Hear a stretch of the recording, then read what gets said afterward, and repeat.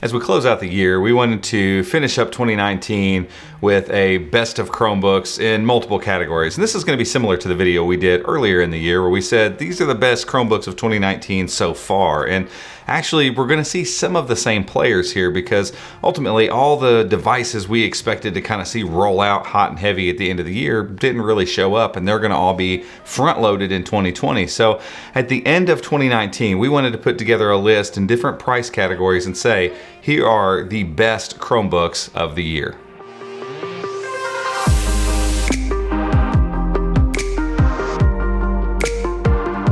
Before we get into all those categories, this video is brought to you by NordVPN, and they're the VPN of choice for millions of users because they're excellent at what they do, and that is keeping your browsing safe and secure whether you're at home or on the go. If you'd like to learn more about them and their services, head over to chromeunbox.com/NordVPN to learn more and get started today.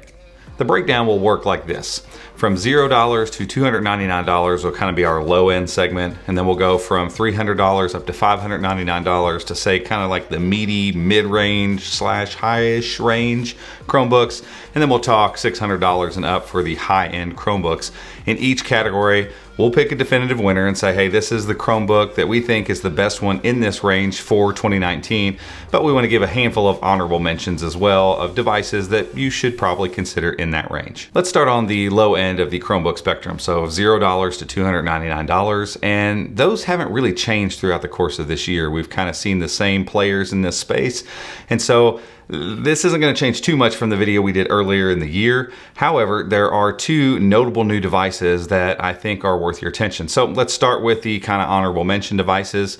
And first ones we're going to talk about are the Samsung Chromebook 4 and 4 Plus. We haven't reviewed those devices just yet. I've got my hands on them at a Best Buy, and they're kind of what you'd expect. They're cheap, they're plastic, they're kind of flimsy feeling. They don't do anything special. Their screens are just kind of okay.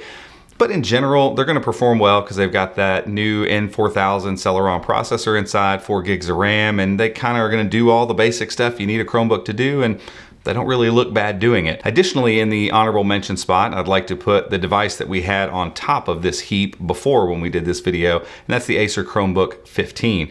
This device has been around for a while, but it's just now getting to the point where it's solidly in this $300 range all the time. So somewhere between $275 and $300, but we're talking all aluminum, great speakers, decent keys, backlit keys, a sizable trackpad, a decent screen, all aluminum. You know, it does a lot of things really nicely. The processor inside of it's okay. It's a Pentium N4200, 4 gigs of RAM, 32 gigs of internal storage.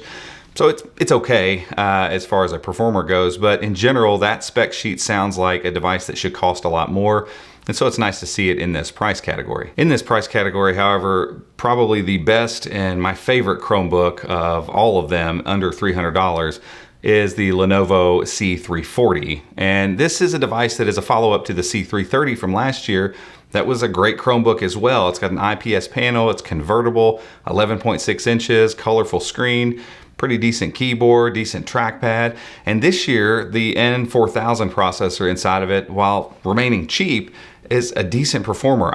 We haven't even reviewed this device yet. We haven't put this review out yet, but I've worked from this thing for multiple days, and I'm talking extending screens and all that kind of stuff, playing Stadia games on it, doing everything I would put my Pixelbook Go through, and it stood up like a champ. I was very, very impressed with this performance, and so for under $300, and routinely it's on sale for like $250, it's got an aluminum lid on top, and it's kind of built like a tank.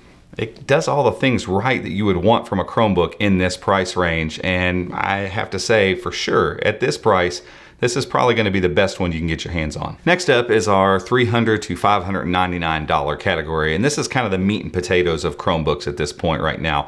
You can get a lot of Chromebook for less than $600, and depending on the day, you can get it for a lot less than $600. So let's talk through some of the great devices that are in this price segment. First up is the HP Chromebook X360, and I put this firmly in the honorable mention category, mainly because of its price. It's like constantly on sale for $400, and So at that price, it is an incredible buy. Don't buy it at its MSRP of $600, but at $400, I mean, you're getting a mostly aluminum chassis, a decent screen, a really great keyboard, a really great trackpad, and a convertible form factor, paired up with a Core i3, the 8th gen, 8 gigs of RAM, 64 gigs of internal storage. So it checks a lot of boxes, and it's just overall an enjoyable Chromebook experience. A couple newcomers on this list are the ACER Chromebook 714 and 715, and though they share a lot in common, really when these devices were put out initially, they were targeted towards the enterprise customer. And as the year wore on, we started seeing versions specifically of the 715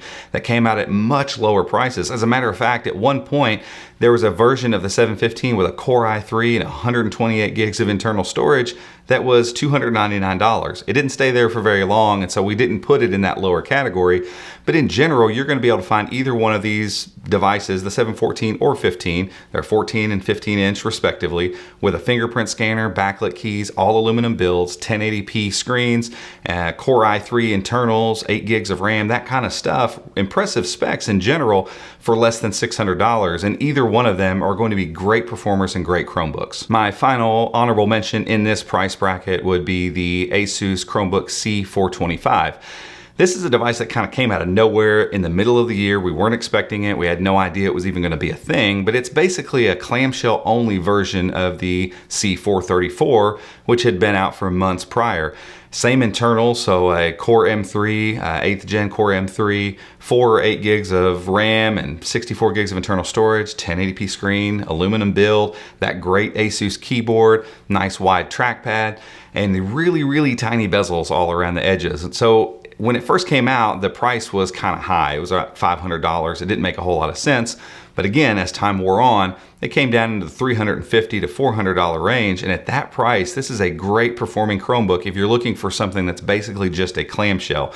You also do lose the touch input on this particular model. And again, as long as you know what you're going into and what you're buying, it makes for a really great Chromebook experience. Hands down, however, the best Chromebook you can buy in this category has remained the same largely throughout 2019, and that is, not surprisingly, the ASUS Chromebook Flip C434.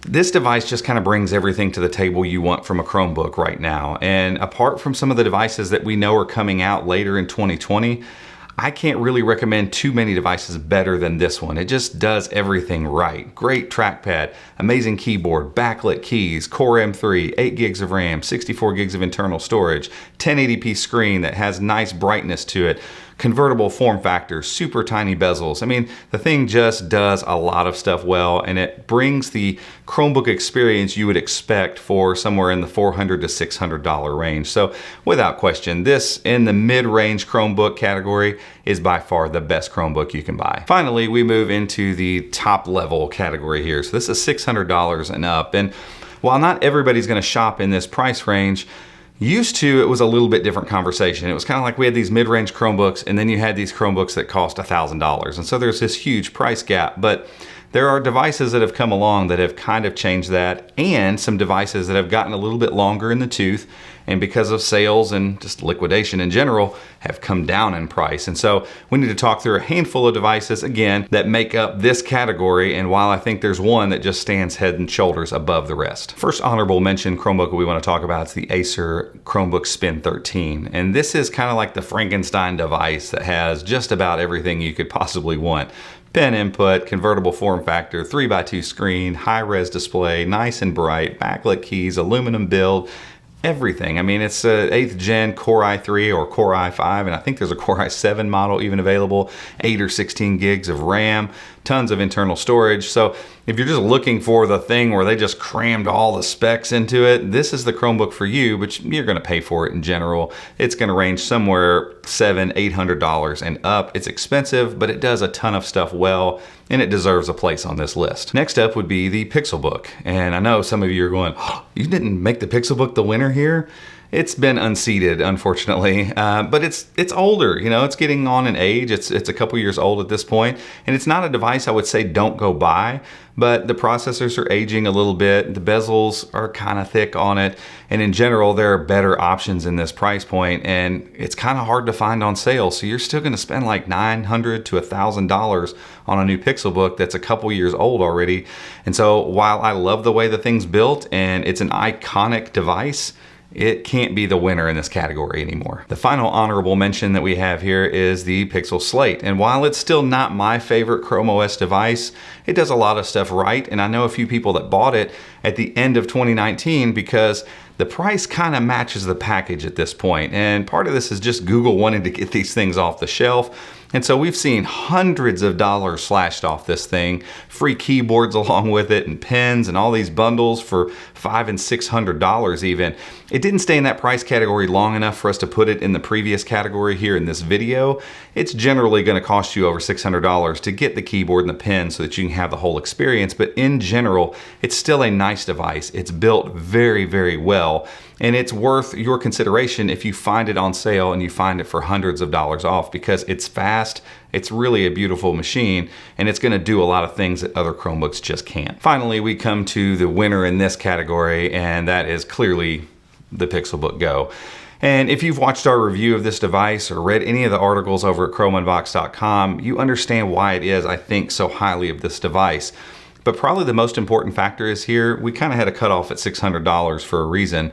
And this device almost, at its base price, almost gets itself into a mid-range Chromebook category. And that's important because it doesn't feel like a mid-range Chromebook. It doesn't feel like a mid-range anything, to be honest with you. And at a Core M3, 8 gigs of RAM and 64 gigs of internal storage, 1080p, beautiful display, amazing keyboard with backlit keys, fantastic trackpad, and build quality that blows everything else out of the water. Oh, and by the way, the best speakers I've ever heard on a laptop. You put all that stuff together for $650. That's MSRP. That's not a deal or anything. That's what it costs every single day. It's so difficult to beat this device at that price. Now, you can outfit it higher and better specs and all that kind of stuff, but honestly, I can tell you there's no reason to do so. And so now all of a sudden you have what I consider my favorite Chromebook of 2019 in the highest price bracket, but it's barely in the highest price bracket, almost as a mid-range Chromebook. And that's a game-changing thing. That's something that is worth thinking about and worth pondering over. If you're gonna spend $500 or $600 on a Chromebook, you probably should consider spending $650 on this Chromebook, the Pixelbook Go, because it is just that spectacular, that great to use, and that fantastic of a device. So that's it. Those are our favorite Chromebooks of 2019. And while that list didn't change a ton from the one we did in the middle part of 2019, there are some newcomers there and some things that are worth your consideration. This Chromebook specifically being the main one that has changed the game for us around here at the office specifically. But keep an eye out. We're gonna do another one of these videos in a few months, and this list is probably going to change a lot, I would think. We have a ton of new Chromebooks coming out in the early stages of 2020. So if you're watching this around then, keep an eye out for new videos about those devices. We'll link another video that we've done about all these devices we expect to show up in 2020. We'll link that in the description. But guys, that's been it for this one. Hope you enjoyed it. Hope it helps you make a purchasing decision. If so, give us a thumbs up down there, hit the subscribe button, and make sure and hit the notification bell alongside that subscribe button if you'd like to be alerted when we make future videos just like this one. Till next time, we'll see you.